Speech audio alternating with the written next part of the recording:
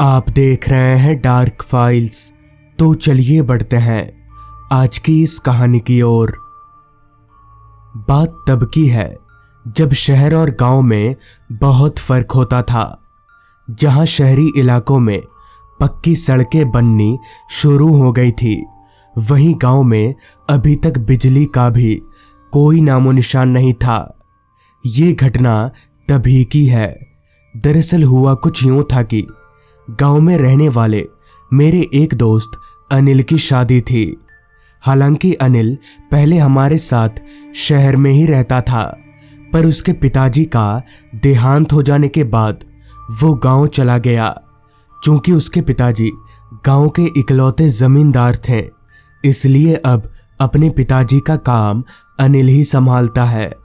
खैर, अपने जिगरी यार की शादी में मैं ना जाऊं ऐसा तो हो नहीं सकता। लिहाजा मैंने अपना सामान उठाया और स्टेशन जाकर ट्रेन पकड़ ली। चूंकि अनिल का गांव मेरे यहाँ से काफी दूर था, तो जाहिर सी बात है वहां पहुंचने में फिलहाल वक्त लगेगा। हालांकि मैंने चिट्ठी लिखकर अनिल को अपने आने की खबर दे दी थी। बदले में उसने ये लिखा था कि वो मेरे स्टेशन से घर आने के लिए एक तांगे वाले को भेज देगा। खैर, तकरीबन 6-7 घंटों के बाद ठीक रात के 9 बजे मैं अनिल के गांव के स्टेशन पर उतरा। स्टेशन का नाम था वीरानगढ़। जितना अजीब ये नाम था, उससे भी ज्यादा अजीब थी स्टेशन पर फैली खामोशी। पूरे प्लेटफॉर्म पर मैं अकेला मुसाफिर था और मेरे अलावा ट्रेन से भी पूरे प्लेटफॉर्म पर कोई नहीं उतरा था। खैर, मैं स्टेशन से बाहर निकलने लगा। घटना कितनी पुरानी है, इस चीज का अंदाजा आप इस बात से लगा सकते हैं कि स्टेशन मास्टर के कमरे के बाहर दीवार पर सिर्फ एक लालटेन जल रही थी। खैर, मैं स्टेशन से बाहर निकला तो स्टेशन के बाहर मुझे कोई नजर नहीं आ रहा था। ऊपर से इतना अंधेरा फैला हुआ था कि अगर कोई होगा तो भी नहीं दिखेगा। मगर अनिल ने तो चिट्ठी में लिखा था कि वो तांगे वाले को भेज देगा, तो फिर क्यों नहीं भेजा। अभी मैं थोड़ा आगे बढ़कर खड़े खड़े ये सोच ही रहा था कि तभी ठीक मेरे पीछे से एक आवाज आई, अनिल बाबू के घर जाना है। मैं पीछे मुड़ा तो पाया कि एक तांगे वाला अपना तांगा लिए खड़ा है। तांगे के सामने सिर्फ एक लालटेन जल रही थी, जिसकी रोशनी में उस तांगे वाले का चेहरा धुंधला धुंधला दिख रहा था। तभी मैंने कहा, जी, अनिल के ही घर जाना है। ये सुनकर तांगे वाले ने हाथ का इशारा करके मुझे तांगे में बैठने के लिए कहा। फिर जैसे ही मैं तांगे में बैठा तो तांगे वाले ने तांगा आगे बढ़ा लिया। गांव के उन कच्चे रास्तों पर ना तो लाइट थी और ना ही कोई इंसान। चारों तरफ से आती झिंगुरों की आवाजें पूरे फिजा में गूंज रही थी। आसमान पर चांद नहीं था। शायद कुछ देर पहले ही यहां पर बारिश हुई थी, क्योंकि जब तांगे का पहिया रास्ते पर फैले कीचड़ में जाता तो एक तरह की आवाज का इजाद होता। पता नहीं वो तांगे वाला तांगा कैसे चला रहा था, क्योंकि मुझे तो लालटेन की मरियल रोशनी में तांगे वाला ही सही से दिख नहीं रहा था। उबड़ खाबड़ रास्तों के कारण अभी मैं तांगे पर बैठकर उछल ही रहा था कि तभी तांगे वाले ने पूछा, क्या नाम है आपका? तो मैंने जवाब दिया, जी, अनिरुद्ध नाम है मेरा। और आपका? इस पर तांगे वाला बोला, मेरा नाम रविधर है।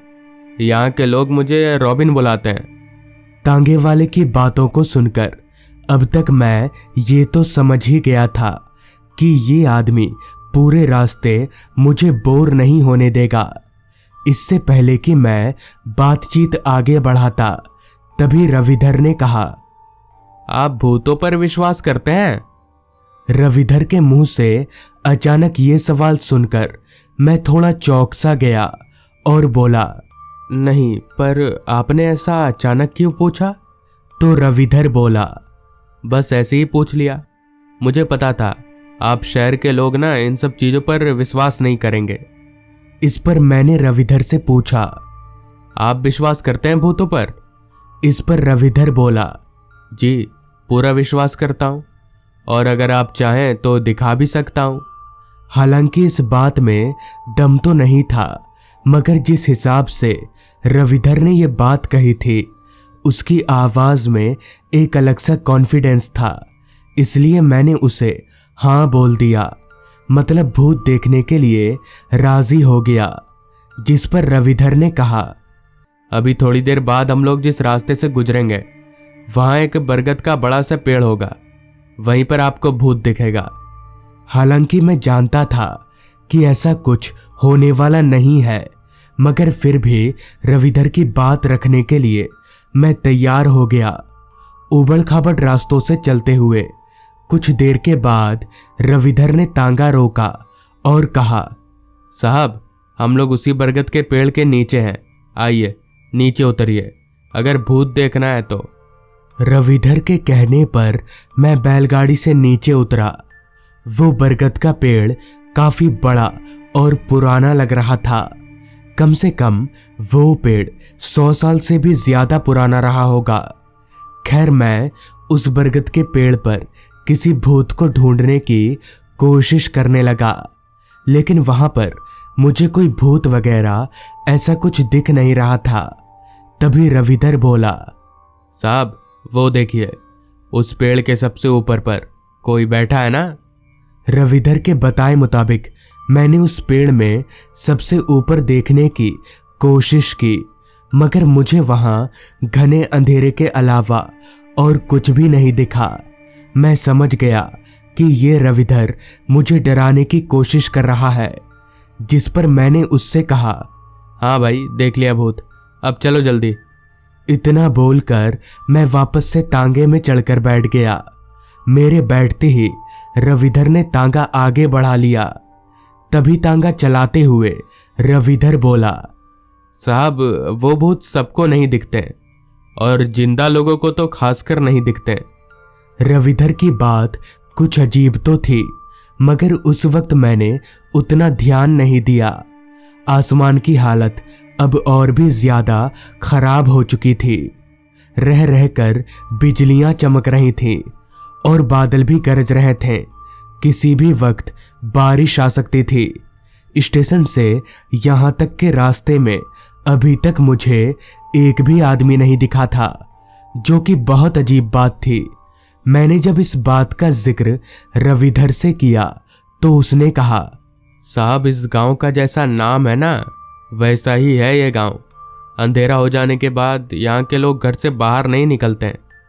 अभी हमारा तांगा चल ही रहा था कि तभी अचानक ही बहुत तेज बारिश आ गई। हालांकि बारिश की वजह से मुझे तो कोई फर्क नहीं पड़ रहा था, क्योंकि मैं तांगे की छावनी के नीचे था। लेकिन रविधर वो बारिश में भीग रहा था। जिस पर मैंने उससे कहा, अरे आप तो भीग रहे हैं, एक काम करो, तांगे को किसी पेड़ के नीचे रोक लो।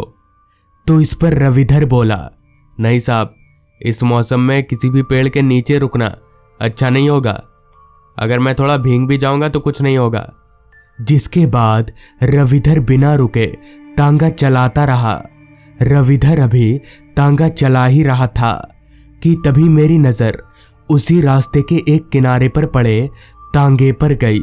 वो तांगा पूरी तरह से टूटकर बिखर चुका था। ऐसा लग रहा था जैसे कोई भारी भरकम चीज उसके ऊपर गिर गई होगी।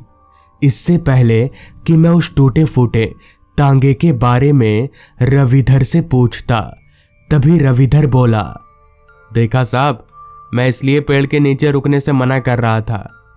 आज शाम को ही हुआ यह सब।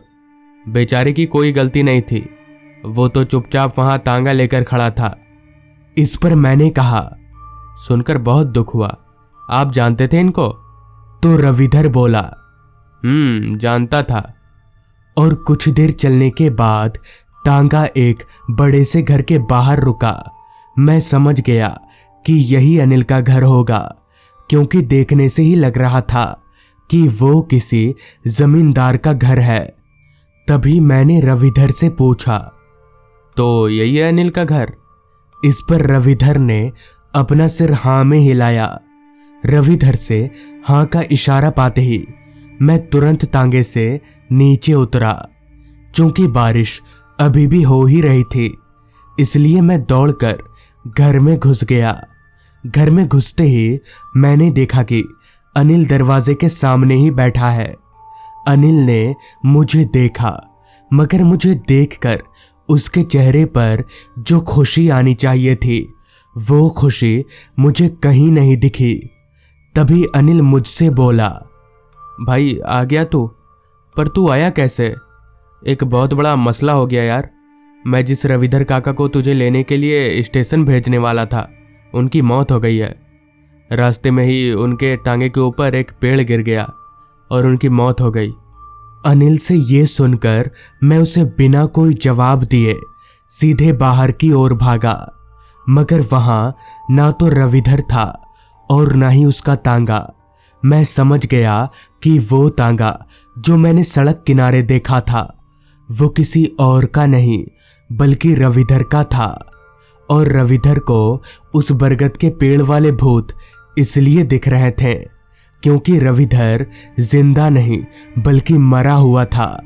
और शायद इसीलिए वो बारिश से बचने के लिए पेड़ के नीचे नहीं छिप रहा था, क्योंकि उसे मेरी जान की परवाह थी।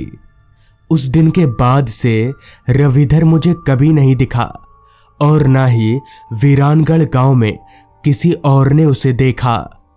तो दोस्तों, ये थी आज की कहानी। अगर आपको ये कहानी अच्छी लगी हो तो चैनल को जरूर सब्सक्राइब कर लें।